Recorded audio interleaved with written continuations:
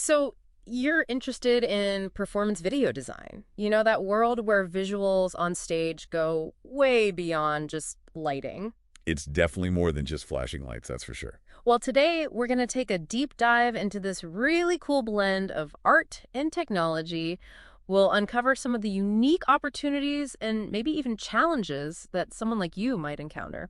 Yeah, and it's interesting because I think people hear video design and just think like giant screens at a concert or something. Right, like just projecting the drummer's face. Exactly. But it's so much more than that. And I think RoleCatcher's guide on performance video designers really digs into that. It's a whole different ballgame. Okay, so paint us a picture. When we talk performance video design, what are we actually talking about? Imagine a dancer on stage, right? But their movements are interacting with projections that react to, well, to them. Or a stage that transforms from, say, a city to a forest in seconds. That does sound kind of magical. It is. But it's also where the tech side comes in. This isn't just about a cool visual concept, though that's important, but this RoleCatcher guide stresses that you got to make it a technical reality too. So let's dream it up more. How do we make this thing work? Exactly. You're diving into software, hardware, the whole shebang. Uh, They're creating the media, but then also things like cue lists. Cue lists. Now, I'll admit, that's a new one for me. So imagine a really fast-paced concert with tons of visual changes happening. A cue list is like the video designer's Bible. It tells everyone when to start each element, when to stop it, how it syncs to the music. Wow, so it's as much about timing and precision as the visuals themselves. 100%. And that's why RoleCatcher found that something like 75% of these jobs need really strong design skills. But then right behind it, 74%, you need to know computers and electronics. So this isn't your uncle's wedding slideshow, huh? Not unless your uncle's gotten really good. We're talking software like Adobe Premiere for video editing. But then you've got projection mapping software, which is a whole other beast. Even animation skills, even understanding lighting design, it all plays a part. Okay, so it is a lot of technical stuff. But with all that, how does someone find that balance between artistic vision and these practical limits? Funny you should mention that RoleCatcher actually says that's a super common interview question in this field. Makes sense. They want to know you can handle reality, not just fantasy. Right. You might have this incredible vision, but then there's budget cuts, or the venue size just can't accommodate it. Being able to work within those constraints, get creative to solve those problems, that's what sets people apart. Yeah, no kidding. It's like you need to be a creative engineer or something. So let's say you've got the skills, you're feeling good about the tech. How do you actually break into performance video design? It always feels kind of mysterious, you know? Oh, it can definitely feel like a who you know kind of thing. But luckily, RoleCatcher actually gives some pretty solid advice on that front. All right, so how do we crack the code? Honestly, it boils down to experience, more than almost anything, even more than being a software whiz. They really emphasize hands-on work. So my late night basement projections aren't going to cut it. Hey, those are great. But even like a small theater production, right? You're coordinating with lighting, sound, the director's cues. Yeah. That's invaluable. It's like knowing the tool in theory versus in that live, messy reality. 100%. So assisting, volunteering, even at those smaller places, RoleCatcher talks about shadowing a designer on a play. You're learning the workflow, the unexpected stuff, not just the ideal scenario. And let's be honest, with love anything, there's always unexpected stuff. Always.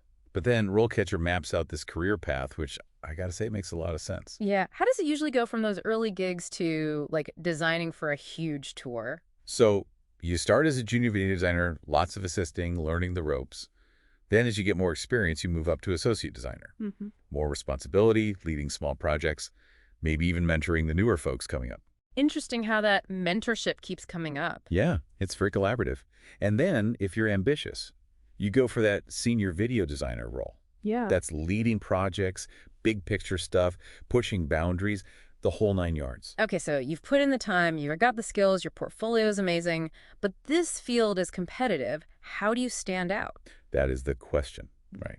And this is where I think RoleCatcher's data really helps. They analyze actual job postings to see what's in demand. So it's not just being great, it's being great at the right stuff. Yes. Like Yeah. they found that a lot of listings wanted interactive projection mapping.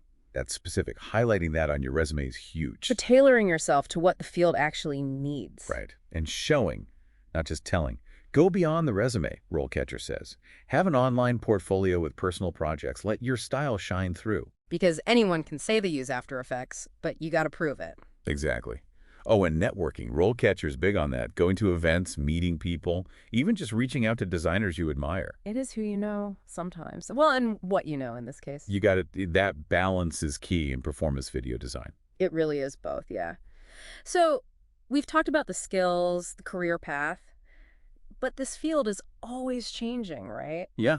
What's next for performance video design? Well, RoleCatcher talks about something called the immersive shift, and I think that's really where things are headed. Immersive shift. Okay, now I'm intrigued. What does that even mean for, like, the average show? Think about it. We're already spending so much time in these virtual spaces, right? On our phones, Yeah. with VR headsets. It's not that crazy to think those worlds will make their way into live performance even more. So not just watching a concert, but feeling like you're in the music video. Exactly.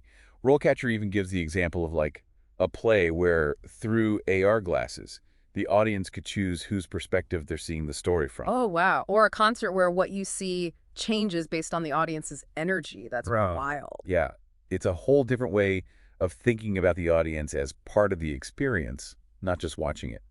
And that actually brings me to what I think is the biggest takeaway from all of this. Hit me with it. The learning never stops. If you want to work in performance video design, you got to stay curious. RoleCatcher really emphasizes that. So it's not like learn these programs, you're good to go kind of thing. Nope. New tech is always coming out. So going to workshops, teaching yourself those new programs, even just seeing other shows, it all keeps you current. Keeps you from being that old Laserdisc player in my attic, I guess. Exactly. Yeah. And that's how you get to design those cool, mind-bending, immersive experiences. The more you know, the more you realize how much is out there to learn, I guess. 100%. Right. So anyone listening who's feeling inspired, just go for it. This field needs passionate people, people who love tech, love art, and love to push boundaries. If you can dream it, code it, project it. There you go. That's it. This has been awesome. Thanks for taking us on this deep dive. And to everyone listening, we hope you're feeling inspired too. Whether you're about to design the next big show or just appreciate it a little more, keep those creative sparks flying. Until next time.